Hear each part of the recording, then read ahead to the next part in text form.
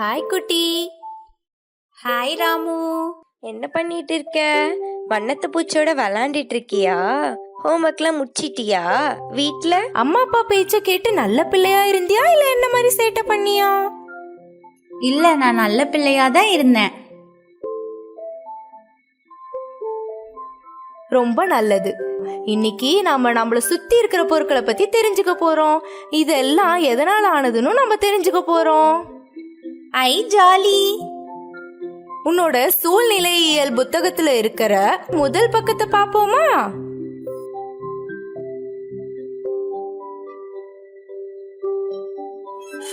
இந்த படத்தை பாரு. இதுல இருக்கிறவங்க எல்லாம் என்ன செய்யறாங்கன்னு உன்னால சொல்ல முடியுமா? ஓ, முடியுமே. எங்க சொல்லு பார்க்கலாம். ஒரு குட்டி பையன் வண்டி ஓட்டிட்டு இருக்கான். ஒரு அக்கா ஊஞ்சல் ஆடிட்டு இருக்காங்க. சரி, அப்புறம் ஒரு அண்ணா மண்ணை மிதிச்சிட்டு இருக்காங்க. இன்னொரு அண்ணா வீடு கட்டிட்டு இருக்காங்க. சரி, அந்த சிலை என்ன பண்ணிட்டு இருக்கு? அதுவா தண்ணி ஊத்திட்டு இருக்கு. சரி, எல்லாம் சரியா சொல்லிட்ட.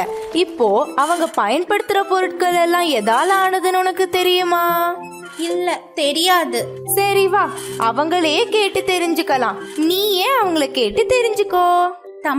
தம்பி, நீ உருட்டி விளையாடும் வண்டி எதனால் ஆனது? ஓ, இதுவா? இது மரத்தால் ஆனது. மரத்திலிருந்து கிளைய வெட்டி அதுல கிழக்கிற மரக்கட்டைய வச்சு இந்த வண்டிய செஞ்சிருக்காங்க. அப்படியா? மரத்திலிருந்து அது செய்யறாங்க? ஆமாம், அது மட்டும் அல்ல. நாம் அன்றாடம் பயன்படுத்தும் நாற்காலி, பொம்மை, பென்சில், கிரிக்கெட் மட்டை, தீக்குச்சி, கதவு போன்ற பலவும் இந்த மரக்கட்டையில் இருந்துதான் தயாரிக்கிறாங்க. ரொம்ப நன்றி தம்பி.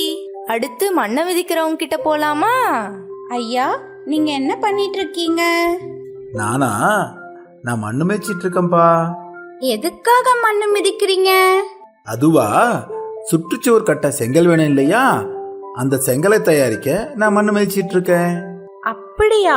மண்ணிலிருந்து தான் செங்கல் தயாரிக்கிறாங்களா என்ன? ஆமா, இது மட்டுமா?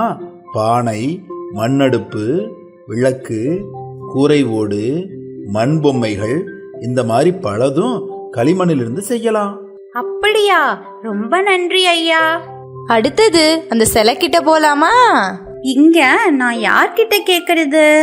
அந்த சிலையவே கேளு, அதுவே உனக்கு பதில் சொல்லும். என்ன? சிலை பேசுமா? சிலையே, உன்னை எந்த பொருளால செஞ்சிருக்காங்க? என்ன? ஒரு வகை கல்லால செஞ்சிருக்காங்க. கல்லுல கூழாங்கல், சலவைக்கல், கருங்கல், சிவப்புக்கல் அப்படின்னு பல வகைகள் இருக்கு. இத வச்சு சிலைகள் செய்யலாம், சிற்பங்கள் வடிக்கலாம், பல கட்டிடங்கள் கட்டலாம்.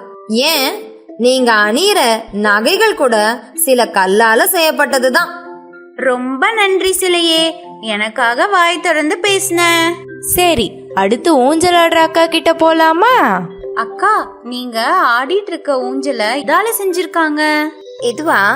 இது உலோகத்தால் ஆனது. உலோகம் நம்ம அன்றாட வாழ்வுல ரொம்ப பயன் தருது. இது ஒரு கடினமான பளபளப்பான பொருள். நீங்க தினமும் பள்ளிக்கு வருகிற மிதிவண்டி, பயன்படுத்துற பாத்திரங்கள், பயணம் செய்யற மகிழுந்து, பேருந்து, அணிந்து கொள்ற மோதிரம், செலவு செய்யற நாணயம், இவை அனைத்தும் உலோகத்தால ஆனதுதான். ரொம்ப நன்றி அக்கா, நான் உங்ககிட்ட நிறைய தெரிஞ்சுக்கிட்டேன். ராமு, உனக்கு தான் நிறைய நன்றி சொல்லணும். உன்னால நான் இன்னைக்கு நிறைய தெரிஞ்சுக்கிட்டேன். நன்றி தம்பி.